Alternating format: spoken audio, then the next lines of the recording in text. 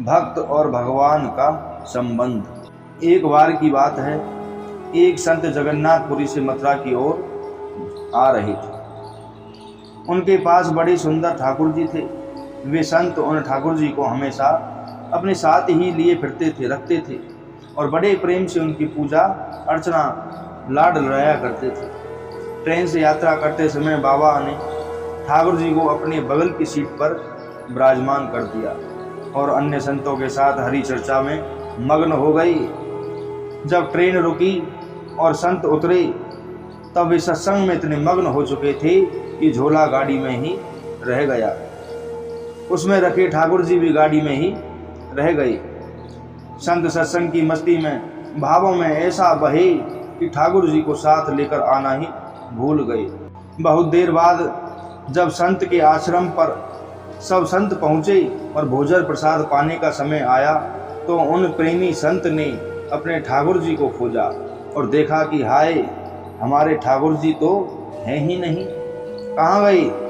संत बहुत व्याकुल हो गए, बहुत रोने लगे, परंतु ठाकुर जी मिले ही नहीं। उन्होंने ठाकुर जी के वियोग में अन्न जल लेना स्वीकार नहीं किया। संत बहुत व्याकुल होकर विरह में अपने ठाकुर जी को पुकार पुकार कर रोने लगे। तब उनके एक पहचान के संत ने कहा, महाराज, मैं आपको बहुत सुंदर चिन्हों से अंकित नए ठाकुर जी दे देता हूँ। परंतु उन संत ने कहा कि हमें अपने वही ठाकुर जी चाहिए जिनको हम अब तक लाड लड़ाते आए हैं। तभी एक दूसरे संत ने पूछा, आपने उन्हें कहाँ रखा था? मुझे तो लगता है कि गाड़ी में ही छूट गए। एक संत बोले, अब तो कई घंटे बीत गए, गाड़ी से किसी ने निकाल लिए होंगे और फिर गाड़ी भी बहुत आगे निकल चुकी होगी।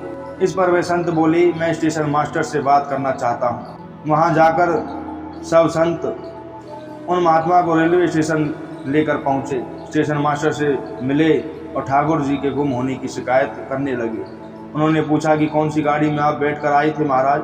संतों ने गाड़ी का नाम स्टेशन मास्टर को बताया तो स्टेशन मास्टर कहने लगा, बाबा, कई घंटे हो गए, यही वाली गाड़ी ही तो है, यहाँ खड़ी हो गई है और किसी भी प्रकार आगे नहीं बढ़ रही है।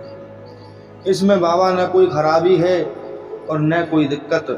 कई सारे इंजीनियर सब कुछ चेक कर चुके हैं परंतु कोई खराबी इसमें दिखती नहीं है। महात्मा जी बोले, अभी आगे बढ़ेगी, मेरे बिना मेरे प्यारे कहीं अन्यत्र कैसे चले जाएं। वे महात्मा ट्रेन के डिब्बे में अंदर गए और ठाकुर जी वहीं बैठे हुए थे जहां महात्मा ने उन्हें पधारा था। अपने ठाकुर जी को महात्मा ने गले लगाया और जैसे ही महात्मा जी गाड़ी से उतरे, गाड़ी आगे बढ़ने लग गई। ट्रेन का चालक, स्टेशन मास्टर, सभी इंजीनियर सभी आश्चर्य में पड़ गए और वे सब वहीं दंडवत हो गए और ठाकुर जी का गुणगान करने लगे। उसके बाद वे सभी वहाँ उपस्थित सभी लोगों ने अपना जीवन संत और भगवंत की सेवा में लगा दिया। बोलो जय श्री कृष्ण।